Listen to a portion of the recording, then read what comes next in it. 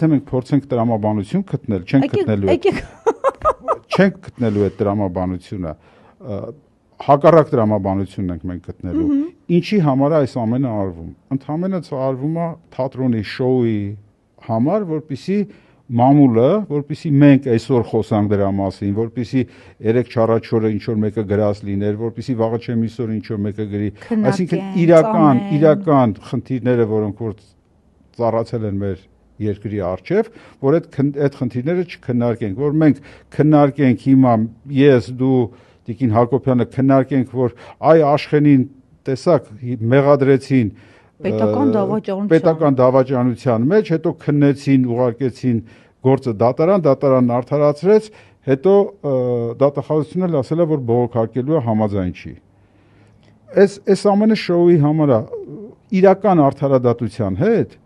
իրական արդարադատության հետ սա որևէ աղերս չունի։